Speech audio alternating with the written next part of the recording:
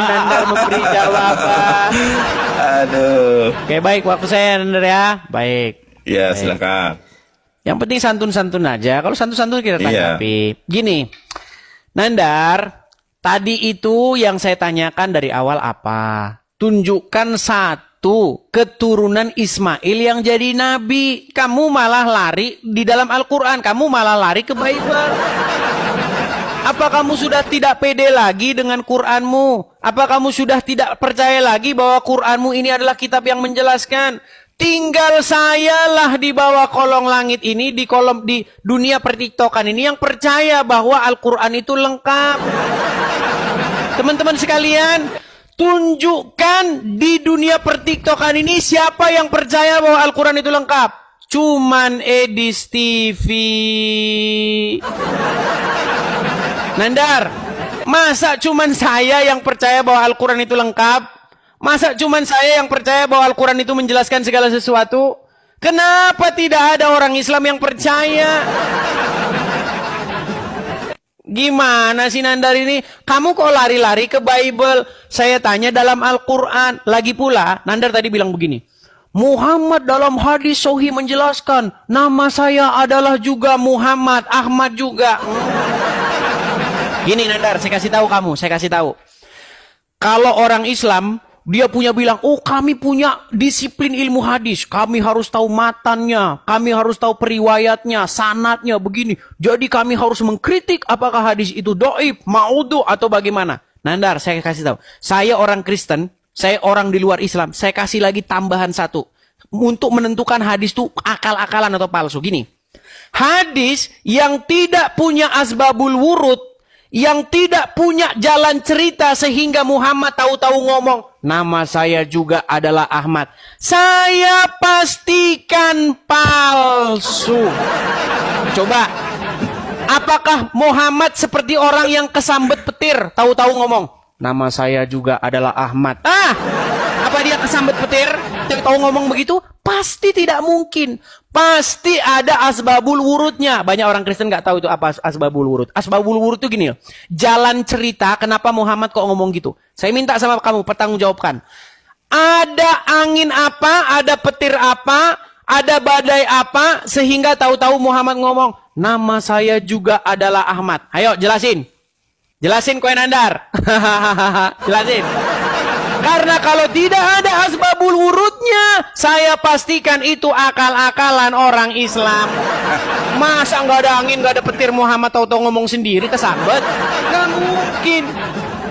Terus yang kedua, tadi di dalam Anda bilang Muhammad begini begitu. Teman-teman sekalian, menurut Al-Quran surat Al-Baqarah ayat 146. Kalian sok kenal tentang Muhammad nih. Muhammad itu dikenal oleh orang-orang Yahudi dan orang-orang Nasrani seperti anak mereka sendiri. Orang-orang Yahudi dan Nasrani ahli kitab mengenal Muhammad seperti anak mereka sendiri. Tapi yang dilakukan oleh orang Islam, mereka malah cari informasi tentang Muhammad bukan dari orang yang mengenal seperti anak mereka sendiri. Apa yang dilakukan oleh umat muslim? Mereka malah tanya kepada Ibnu Katsir, tanya kepada Bukhari, tanya kepada ini, tanya kepada itu. Yang semuanya adalah orang-orang yang hidup setelah Muhammad. Padahal Al-Quran bilang, yang kenal Muhammad seperti anak mereka sendiri itu adalah ahli kitab orang Yahudi dan Nasrani. Jadi kalian ini adalah umat yang sok tahu. Sok tahu tentang Muhammad. Bilang Muhammad namanya begini, namanya Ahmad. Tadinya Ahmad dirubah jadi Muhammad. Kapan ganti KTP-nya? Ini kalian ini fitnah yang nyata. Ya, yang kenal Muhammad seperti anak mereka sendiri itu apakah orang Islam? Tidak. Yang kenal Muhammad seperti anak mereka sendiri adalah ahli kitab orang Yahudi dan Nasrani. Nah, Isa berkata, akan datang setelahku namanya Ahmad kepada Bani Israel. Tapi orang Islam fitnah bahwa yang datang Muhammad dan tidak datang kepada Bani Israel, datang kepada Bani Quraisy. Sungguh kalian berada dalam kesesatan yang nyata. Dan tiadalah satu kaum yang berada dalam kesesatan yang nyata selain daripada mereka yang mengada-ada, yang diada-adakan oleh Endang Sunanda. Sungguh ini adalah fitnah yang keji, saudara-saudara. Berat ini, saudara-saudara. Berat. Silakan tanggapi, fokus. Ya, baik. Aku ambil buku dulu ya. Baik. Nah, Waktu jalan. Berat ini, saudara-saudara. Ini silakan. sabar. Biar tidak tergoncang. Baik. Bentar. Lama, saudara-saudara. Sabar dong, gitu aja. Gemetaran dia, gemetaran. Baik. Yuk. Waktunya dinyalakan dulu, diterima. Sebentar. Nah, di sana ada berapa orang nonton di sana? Baik. Di sana ada berapa? Cuma 100 orang. 100 orang. Aduh, di sini udah 18.000 ini yang nonton nih secara live. Baik, enggak. 3.000 orang yang nonton. Udah 21.000 orang nonton. Tunjukkan di Ya, hadapan baik. 21.000 orang. Ini Silakan. waktu saya. Tolong jangan diganggu. Ini waktu saya. Jangan. Baik, yang pertama saya akan tanggapi terkait asbabul wurud ya. Asbab wurud, sebab-sebab terjadinya itu hadis ya. Kalau kita memahami Quran itu ada dua metode, Edis. Yang pertama adalah metode bil ma'thur ya. Metode bil ma'thur itu adalah menafsirkan ayat Quran dengan ayat Quran. Yang kedua, metode bil riwayah, memahami Al-Quran dengan penjelasan Rasulullah. Karena di dalam Al-Quran surat As-Saff ayat ke-6 dikatakan Ahmad, para sahabat bertanya-tanya, siapa itu Ahmad? Makanya Rasulullah SAW menjelaskan, siapa itu Ahmad? Ahmad itu adalah, sebagaimana tadi sudah saya sebutkan. Ini hadisnya, muttafaqun alaih. Ini loh. Oke, kita lihat teman-teman ya. Kok kamu nggak ngerti ilmu hadis langsung? Kita lihat nih ya. Aku memiliki 5 nama. Aku adalah Muhammad, aku adalah Ahmad, aku juga adalah Al-Mahi, penghapus ya, penghapus dosa. Kita lihat, teman-teman. Justru yang nggak ada perawinya, yang nggak ada transmisinya adalah Bible. Kamu punya buku ini nggak? Ini buku dari bapak-bapak gereja ini loh. Bentar ya, saya tunjukkan kepada kamu. Teman-teman, ini adalah tafsir perjanjian baru ya. Ini ada ISBN-nya ya. Kita lihat teman-teman ya. ISBN-nya. Apa Alkitab itu teman-teman? Perhatikan nih. Pengarang sesungguhnya, ini kan Injil Markus ya. Pengarang sesungguhnya, saya pakai ini aja.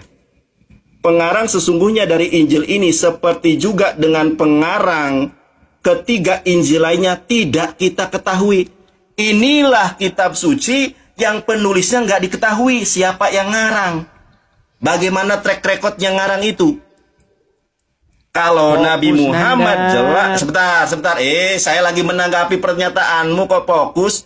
Justru tadi saya sudah menunjukkan Alkitabmu saja membenarkan Nabi Muhammad. Kamu nggak percaya? Saya tunjukkan lagi, teman-teman ya. Dia, dijelasin berulang kali. Teman-teman kita lihat ya. Ini saya bukakan kepada kamu, kepada Anda. Saya ulangi ya. Sebentar. Nah, kita lihat nih ya. Ini kitab Kidung Agung. Alkitab Sabda dari LAI. Kita lihat ini, Edis. Leksikonnya. Leksikonnya 04261. Kenapa diterjemahkan menjadi menarik? Padahal ini adalah proper name. Kita lihat. Ketik 04261 di kanannya leksikon. Apa di sini? Mahmad ya. Di sini ada referensi TOT, ada 673D. Siapa ini? Diklik. Apa di sini? Silakan, kamu kan pinter bahasa Inggris. Coba kamu baca. Apa di sini? Dalam bahasa Ibraninya Ahmad, dalam bahasa Ibrani itu Hamad. Coba kamu baca. Termenung dia saudara, Alkitabmu saja mengakui Nabi Muhammad. The Arabic Hamidah mean phrase and the name Muhammad comes from the root. Kenapa kamu mempertanyakan sesuatu yang tertulis di dalam kitabmu? Makanya Allah Subhanahu wa taala berfirman, Allazina atainahumul kitaba ya'rifunahu kama ya'rifuna abna'ahum. Yesus juga berulang kali menyatakan itu. Saya tunjukkan. Teman-teman ya, lihat nih ya. Karena ini berbicara tentang Nabi Muhammad, mereka rela merubah ayat, menambah ayat. Kita lihat nih ya. Ini ada tafsiran Alkitabnya nih. Ada tafsiran. Kita lihat nih. Matius 21:44. Ayat ini tidak terdapat dalam naskah-naskah yang paling baik sehingga kiranya tidak asli. Tidak asli, brother. Karena berbicara ayat 43-nya merujuk kepada Nabi Muhammad. Ditambah ayat yang palsu. Nih, saya tunjukkan kepada Anda. Yesus sendiri yang ngomong. Yohanes 14 ayat ke-6. Di sini dikatakan, saudara, ini Yesus yang ngomong, jangan termenung. Amarlo Yesua, berkatalah Yesus kepadanya, Ani akulah haderek jalan VH Ahmed. Aku adalah jalan bagi Ahmad. Di dalam Matius 10 ayat 11, kalau tidak salah disebutkan, Yohanes Pembaptis. Habis. Dor. Aduh, mengecewakan ya. Nandar mengecewakan. Pakai data dong, Dis. Nandar. Pakai data. Oke, ini waktu saya. Gini, Ya, kamu silakan. mengecewakan lagi, Nandar. Pertama gini. Tadi kan saya tanya sama kamu, apa alasannya Muhammad berkata bahwa aku punya 5 nama? Kamu nggak jawab, kamu ngarang sendiri. Di dalam hadis, ini hadisnya nih. Ini hadisnya nih. Jubair bin Mutqim radhiyallahu anhu berkata, Rasulullah bersabda, aku memiliki 5 nama. Aku adalah Muhammad dan Ahmad. Itu 2 nama. Aku memiliki 5 nama. Aku adalah Ahmad dan Muhammad. Sekarang saya tanya, ada angin apa? Ada petir apa sehingga Muhammad ngomong begitu? Dan dia ngomong sama siapa? Memble. Makanya saya bilang, teman-teman, ciri-ciri hadis yang dikarang-karang adalah Muhammad ngomong sendiri, nggak ada angin, nggak ada petir. Lawan bicaranya siapa nggak jelas. Coba Muhammad ngomong sama siapa di situ? Siapa di situ yang sedang diajak ngobrol sama Muhammad? Adakah di situ dia lagi ngomong sama Umar bin Khattab? Masa dia tiba-tiba ngomong sendiri? Saya punya teman nih, kami lagi ngobrol di warung. Lagi asik-asik kami ngobrol. Tahu-tahu dia ngomong sendiri. Lu kesambet bro, itu teman kami dulu, zaman dulu kami bully terus memang. Nggak ada angin, nggak ada petir, ngomong aja entah nggak jelas ngomongannya. Masakan kalian mau memframing Muhammad sebagai sosok yang demikian? Jangan begitu, jahat kalian. Nggak boleh begitu. Muhammad sendiri pernah berkata, barang siapa yang mengata-ngatakan sesuatu dan menisbatkannya kepadaku, hendaklah mereka menyiapkan tempat duduknya di neraka jahanam. Lu, sekarang saya tanya sama kamu, Nandar, Muhammad ngomong sama siapa itu? Siapa lawan bicaranya? Masa nggak ada angin, nggak ada petir? Aku punya 5 nama. Namaku nggak ada itu, Nandar. Sehubungan dengan surat As-Saff ayat 6 nggak ada itu, tambah-tambahanmu saja. Lagian nih, kalau kita baca hadis yang lain lagi, ini yang dibangga-banggain si Juma nih. Allah telah memilih Bani Quraisy dan kemudian Kinanah begini. Itu setelah saya baca dalam literatur Islam, nggak sampai kepada Ismail, nggak sampai. Itu hanya berhenti sanad Muhammad itu hanya diketahui sampai siapa itu? Pokoknya nggak sampai ke Ibrahim, nggak sampai ke Ismail, nggak diketahui ada itu sumber referensi Islamnya. Lagi pula ada angin apa, ada petir apa? Muhammad tiba-tiba ngomong, aku adalah keturunan begini. Kenapa? Untuk apa? Kalau memang Al-Quran secara tegas menyebutkan bahwa Muhammad itu adalah nabi yang dari keturunan Ismail, pasti Muhammad nggak capek-capek ngomong Allah telah memilih Kinanah dari ini, dari memilih begini. Nggak ada. Makanya zaman sekarang, teman-teman, para ulama-ulama sudah memalsukan sanad. Bukan cuma sanadnya Habib-Habib saja yang dipalsukan. Iya. Mereka ini ahli banget, mereka ini melakukan tipu-tipu. Setelah sanad Muhammad hanya diketahui sampai kepada entah Bani Hashim atau apa gitu, hanya diketahui sampai situ, mereka bikin lagi sanad palsu. Saya Habib ini bahwasanya saya turunan Nabi. Kasihan umat muslim yang awam-awam sampai minum air cucian kakinya. Jangan begitu, Nandar. Ayo kita cerdaskan ini umat biar mengikuti yang benar. Malah minum, ada Habib, Habib nih Habib. Wah, sembah-sembah Habib. Air cucian kakinya diminum. Nggak boleh begitu, Nandar. Padahal di dalam Al-Quran dikatakan apa? Di dalam surat Al-Ahzab nomor 40. Makana Muhammadin aba ahadim mir rizalikum. Muhammad itu bukanlah bapak dari seorang laki-laki satu pun di antara kalian. Dia bukan bapak satu-satu pun dari antara laki-laki di antara kalian. Zaman sekarang ngaku-ngaku Muhammad itu bapak saya. Saya ini turunannya Muhammad. Jahat kalian ini, jahat kalian tipu orang Islam. Yang lugu-lugu, yang nggak tahu apa-apa kalian tipu daya. Jahat, jahat sekali kalian. Oh, bekas nih, bekas tisunya turunan Nabi. Barokah.